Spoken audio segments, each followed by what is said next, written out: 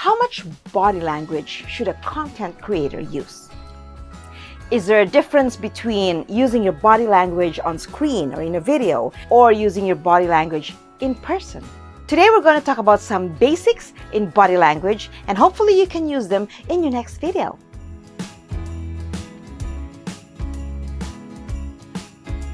Welcome to my channel, everyone. My name is Jackie D. My goal is to help you build your self-esteem as you create your social media presence. If you're just talking without using your arms, you come across really cold and stern, right? But see, when I start using my arms, first of all, it helps me speak. It helps me express myself well because I'm opening up to you. Even the movement of my head, the way I tilt my head, the way I raise my brows. There are many ways by which you can express what you're saying, and it's up to you. But keep in mind that body language is an essential part of your delivery. Another one I'd like to talk about is your posture. It's very important if you want to manifest an aura of authority. You know, when you're confident, when you're ready to say something, you want to go like, me, right? So same with your posture. If you're so confident and you believe in what you're going to say, your shoulders are already telling your audience that, hey, this person has something really interesting to say. She really wants to already say it, right? Because you're all up front, you're all up there. Keep your composure, stay poised, keep your posture. Next, you want to be open. This establishes a personal environment, right? Like, see, I'm approachable. Come talk to me. I'm listening. If you're closed, there is a little bit of a defensive action there, or privacy, like, don't touch me. Stay right there.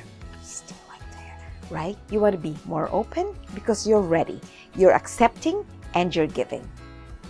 Now, crossing your legs, for me, it can mean different things, right? You can cross your legs because you're very comfortable, or you can cross your legs because you're also trying to protect your privacy, your boundaries, right?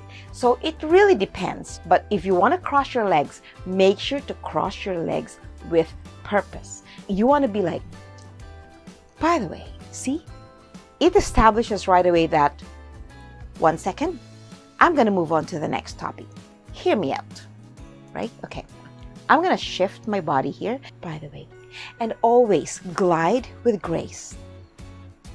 In my workshops, I always talk about elegance in movement, grace in movement, and posture. You can be graceful if you work towards it, right? Don't be mediocre. If you can be special, if you can be top caliber, why not, right?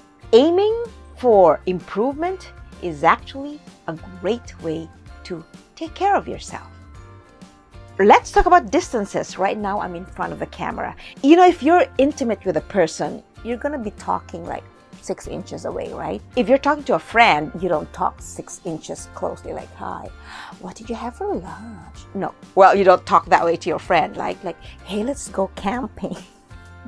It looks so awkward, it looks so funny. With an audience, it's different. When you're speaking on stage, of course, that's very public. That's social, really far, and that's why we need a mic, or that's why you need to improve your volume.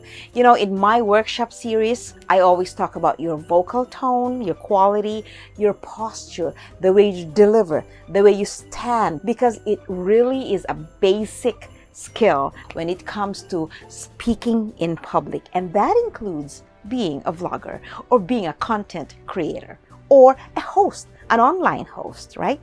You gotta try to master as many skills as you can. So those are the basic tips in terms of body language, and that includes, of course, distance when talking, and again, keep those eyes in contact, lock your audience, and of course, your body language. Again, it's got to be you. However way you want to use your arms, your gestures, your legs, your head, your eyebrows, Use them because you are trying to express yourself in the most effective and efficient way. Well, I hope you like my topic. Don't forget to give it a like, comment, and share. And of course, subscribe to my channel, and then that way you'll learn from my experience all these years in public speaking, stage acting, directing, film, working behind the camera or in front of the camera, and performing arts. I love doing what I do, and I hope that you learn from me in as many ways as possible.